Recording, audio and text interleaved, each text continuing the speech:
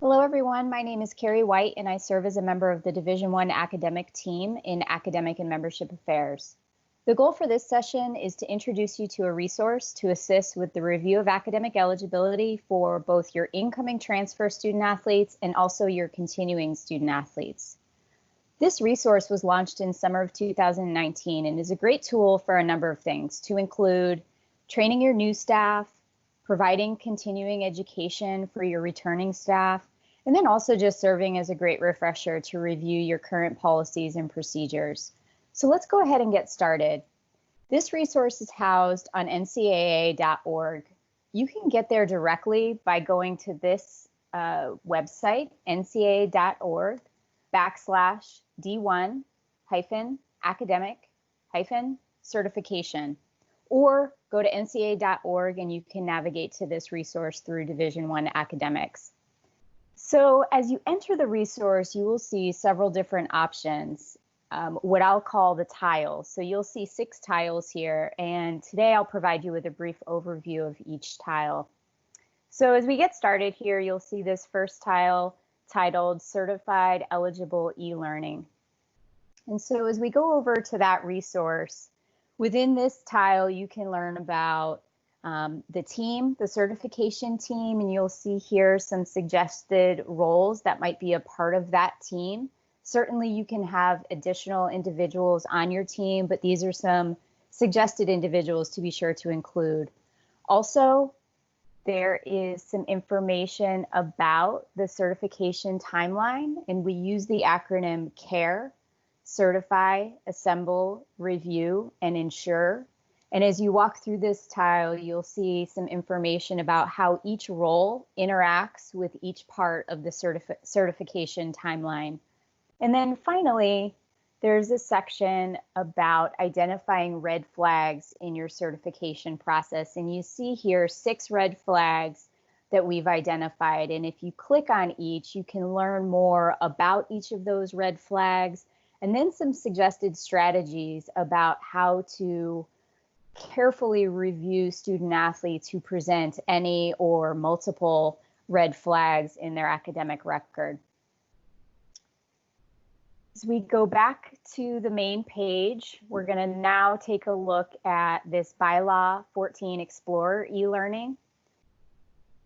And as we get over to this tile, what you'll see here is we take a deep dive into Bylaw 14 and each of the subsections of Bylaw 14. And so what you can do here is you can click on each of these bylaws to learn a bit more. So let's take a look at Progress Toward Degree Requirements 14.4.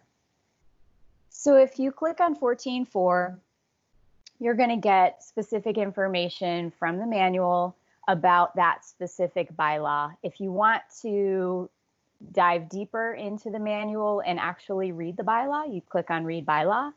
If you want to challenge yourself and take a quiz, see how well you know how to apply this bylaw, you can do that. And so as this comes up, you see this challenge is about a baseball student athlete and the 18 credit hour requirement. And so as you quickly read through this and read the question, you probably know what the correct answer is, but let's see what happens if we select the incorrect answer. So if we select the incorrect answer, you'll have an option first. Again, you can check the bylaw, or if you think you're right, say, I think I'm right. If it's incorrect, it's going to tell you the answer is incorrect, but it's also going to give you some information about why. And then again, you can review the bylaw for more information. This is a really great tool for training your new staff and also for continuing education for your current staff. Going back to the main page, this next tile is the timeline builder. So let's take a look at that one. So this PDF provides an interactive tool to assist your certification team with developing or refining a detailed timeline for all of the various tasks connected to the certification of continuing eligibility. As you review this resource, do keep in mind this is not a one-size-fits-all approach and does require careful communication with the members of your certification team. As you work through this resource, what you will note is that each task must be assigned to only one role. So I would suggest that you avoid using names, but rather indicate the position or the function. And then again, you can always write in additional individuals who might be assigned to various parts of your process if you have more than one. If you already have a timeline like this on campus, this is a great way to cross-check to make sure you've included all of the relevant tasks and perhaps identify where you have any areas that are challenges in your existing process. You will note as you review this timeline, it's organized by quarter.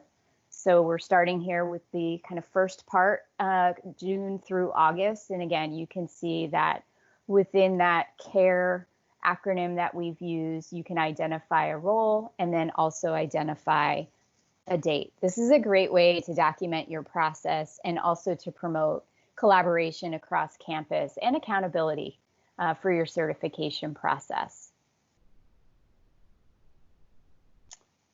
So now as we go back, we'll take a look at this fourth tile here, which is Welcome to Eligibility 101. I'm not going to play the video for you here, but this resource here is an interactive way to navigate some different scenarios that are real life that you will see on your campus as you are certifying incoming transfer student athletes and also considering their continuing eligibility. And the way this tile works, this interactive video is, and I'll show you here by clicking on the menu, is that you can approach the scenario from different roles. So you can see you can approach it as an academic advisor, as a certifying officer, or if we scroll down, as a member of the compliance staff. And again, it's looking at the same scenario, but from different perspectives. So again, a great way for your team to look at this scenario together to discuss how you are currently approaching it and if there's anything you learned through this interactive video that would suggest opportunities to enhance your existing process. We are at tile 5, which is reviewing the eligibility certification process. This PDF document so far is probably the one that we have received the most feedback on in terms of being a really valuable tool for campuses as they're thinking about their overall policies and procedures and their process. So let me take you to it here.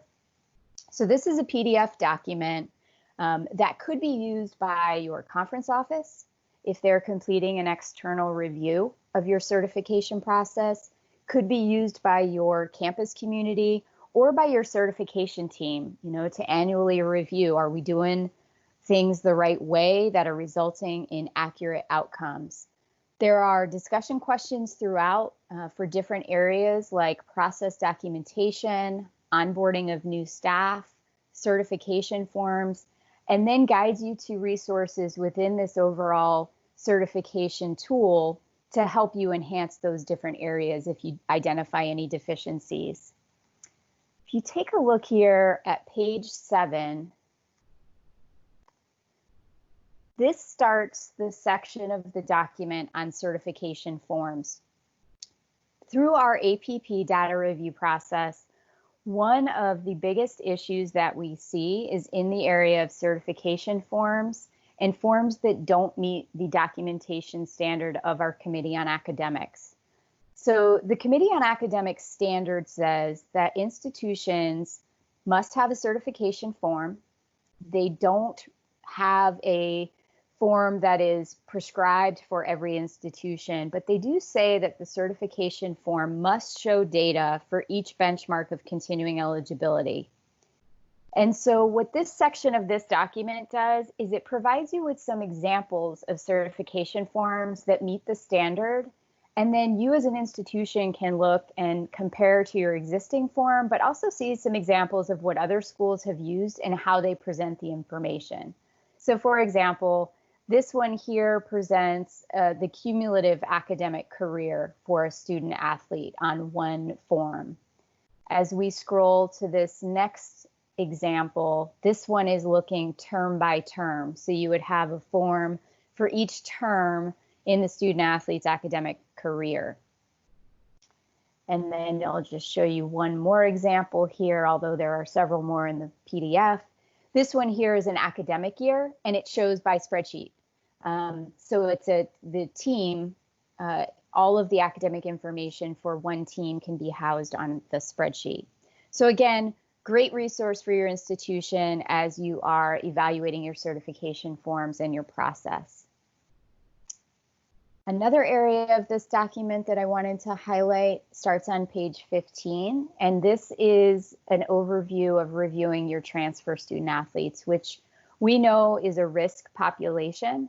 And so again, this section of this document just provides some great practices that you can consider and evaluate your own process to see if you're including all these steps and if there's any opportunities for improvement.